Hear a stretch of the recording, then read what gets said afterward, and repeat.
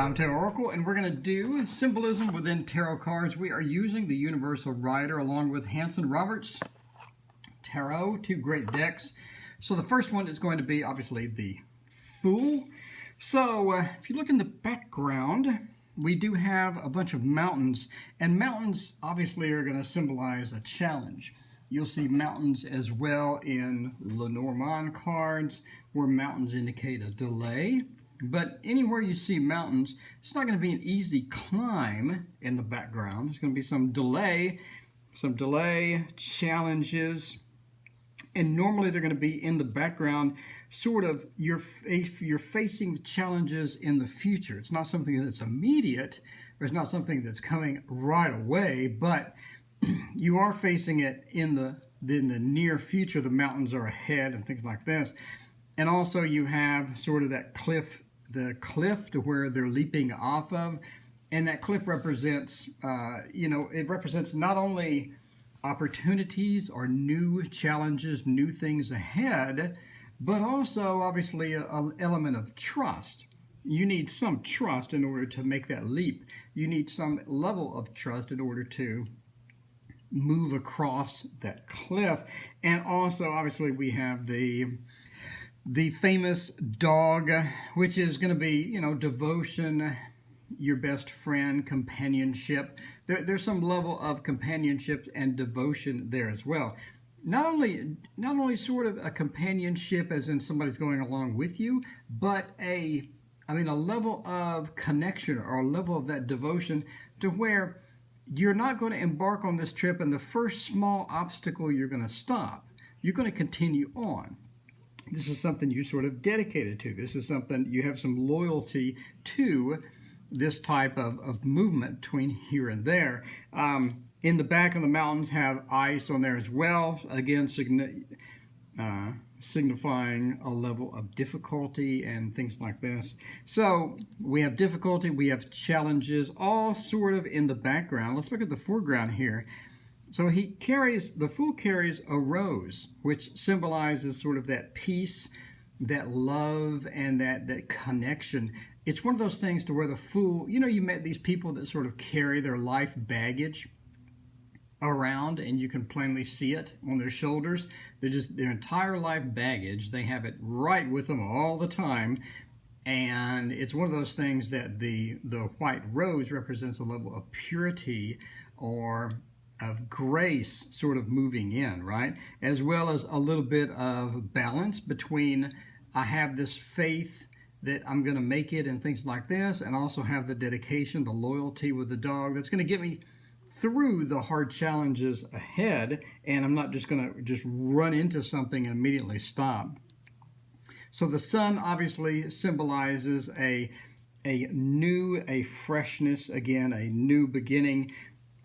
So it's going to say that there's a new day ahead. There's new things ahead. There's new ventures ahead. So if you combine all of this symbolism together, as well as the knapsack, in some decks, the knapsack represents, you have what you need to make it. You have the supplies that you need. You're not just going it based upon blind faith, because a lot of the other symbolism sort of gives us this blind faith we have, jumping across the cliff. There's a level of blind faith involved. The newness, the freshness, the innocence with the white rose, looking up instead of looking at the cliff face. A lot of it is just blind, could be perceived as just blind faith or maybe a bit of naivete going into this adventure. But having the knapsack with them represents that level of preparedness. In other words, I have what I need to make this journey. It's going to be difficult, we know, with the mountains. We have our innocence, we have our blind innocence towards the sun, hopes and dreams as looking up. We have this cliff face, which is going to be hard. The mountain is going to be hard, but we're prepared. We have what we need to sort of make that journey and make it successful as well. And the next card we have is the Magician. Again, we're using Hanson Roberts and the Universal Rider Waite. So the Magician has the baton. Let's talk about the baton up here. The baton has a level of authority, sort of like the concert master who has that authority. He's leading the concert, and he has that level of authority that he needs to get things done. He's not coming in. He does have this mastery of his tools and whatnot, but holding up the baton, he's sort of idealizing his authority. He's sort of declaring his authority within this context. So he's not coming in with all of these masteries as a neophyte or someone new. He is someone with authority, and that's why he's holding up the baton to the sky. Now, the infinity symbol here represents sort of the endless amount of things that he can do, or the endless amount of possibilities that he has with all the tools that he's currently using. And it's one of those things to where he has the authority and he has the endless knowledge to get everything done that he needs to get done. Now, you also see sort of this collection of things all there, and those represent obviously the symbols that you see further along. You have the cups, the pentacles, the swords, and the wands. He has all of them collected because he has that sort of that knowledge, or that ability to use all of those things whenever he needs it. Again, the magician represents having all the tools that you need to succeed. And he not only has the tools, but he has them laid out in an organized fashion. So now let's talk about the lilies. So the lilies represent that purity in love. In other words, he's not going in with this mastery of his tools and just going to obliterate everyone or use them at his own advantage or use them to some ulterior motive. He wants to have that purity and that love that he needs in order to sort of do his level of control, but not be abusive with it. So you have that power, but you're not abusive with it. You use that power for good things. And that's one of the representations of the lilies. It also talks about the different relationships that we have. So again, the magician, if you remember, is all about the communication as well. So he uses that communication for love. He's using that communication for love. Again, he's not abusing power. He's not abusing his mastery of the tools. He's using it for love. He's using it for purity. It's one of those things. The roses, the red roses, also the love and affection, but also this sense of balance. Again, he's not going to use too much of the wands, or he's not going to use too much of the swords. He's going to have that balance between all of the different things. And it's important because you need to have a balance. You don't want to use just all wands, for example, or all swords, for example, as well.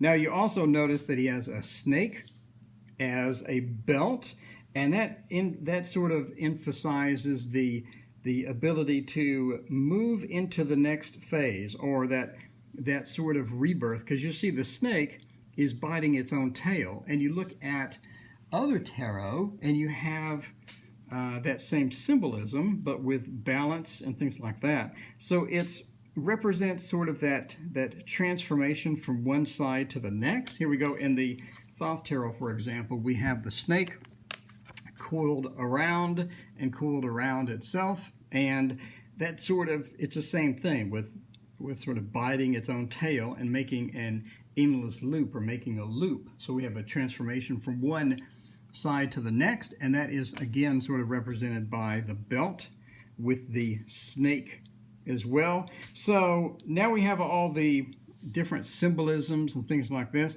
One of the things that you'll find as far as the sword element is concerned as well is he can use that to defend himself. So that's a bit of a challenge, that he needs to defend himself from maybe opposing forces or some evil that could come in or something like that. And in order to defend himself, he has the sword available.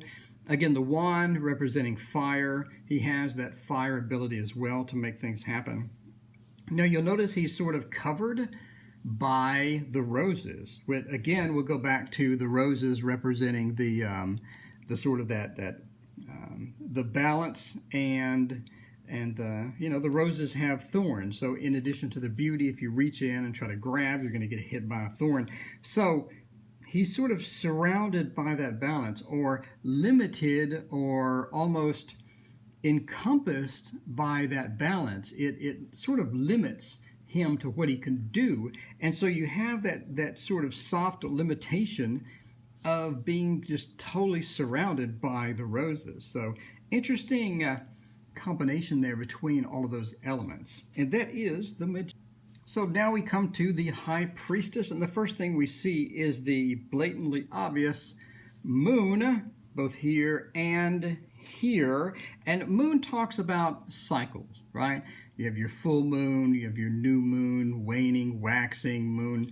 The moon is all about cycles, and obviously the moon goes round and round. In astrology, it's the fastest moving item, that we have, that we keep track of. So the fastest moving planet or object that we have that's moving around would be the moon, and the different cycles have different representations of what's important versus what's not important as well. So it represents the fact that we do have ups and downs. We do have the cycles that we go through in life. This is not something where we have just constant happiness, constant misery. We have cycles. We have misery, we have happiness, we have joy, we have things like this. So the moon sort of points us in that direction. And then we have the pillars, which represent the strength and stability. So we have these huge stable pillars on both sides, and those are going to sort of just wrap in the high priestess here and represent that stability and that strength that we have within us all. So you need that strength in order to use the high priestess abilities between the sort of the emotional connection and the psychic connection, which the moon touches on as well, because the moon is the emotional, or the female side in astrology as well. So we have that emotional hook as well that's important to think about and to look at as well. So now we have the pomegranates, and the pomegranates represent the female nature. So the female nature of the high priestess. But again, we have the moon sort of pointing at the feminine. We have the pomegranates pointing at the feminine as well. So a lot of these as well represent like fertility or love or things like that. That's one of the reasons this could indicate pregnancy, more the empress than the high priestess, but there is a possibility that this could indicate pregnancy. So now we have the scroll. The scroll on both of those represents the ability to learn, or the accumulation of knowledge. So we have the accumulation of knowledge similar to the magician, where he has the accumulation of elements, the accumulation of power. We have the accumulation of knowledge within the high priestess, and it's going to be critical for this card, because this card does represent a lot of times sort of like an authority figure or a religious authority figure as well. So that's one of those things that it's key to understand that she is accumulating knowledge. She does have the knowledge that she needs to get things done, and the stability and the emotional connections with everything to sort of get what she needs, which is that psychic connection of the high priestess. So the veil sort of indicates the ability to see beyond the normal, to see hidden things. So the veil is the ability to see hidden things. Not only that, but a level of protection, because it's behind her, so it protects her from any attacks from behind or anything from behind. There is that veil. So there's that isolation that she has from things that are behind her, or maybe from things from the past. So then we have the sort of the wings as well, and the wings represent the ability to transform or to bring about changes, sort of to rise above normalcy, to rise above all of the things that we consider sort of dull and day-to-day. The high priestess is able to do that. And again, she has that feminine link with the unknown, with the hidden, And the veil allows her to have the protection. She has the stability from the pillars. And a lot of these things within the card itself give her these extraordinary powers that she can go use to do things like maintain that psychic connection or maintain that authority and things like this. So that is the High Priestess symbology. And next we have the Empress, everyone's favorite card. The corn, the prominency of the corn. The corn represents fertility, right? Represents corn grows quickly. It's very prominent. It's very fertile food, right? I mean, it grows very quickly. It grows prominently. You can plant it. You can get a lot of harvest from it. It represents that growth or that fertility because the Empress is well known as the fertility type card. If you're looking for pregnancy or something like that, Empress is going to be a positive sign as well.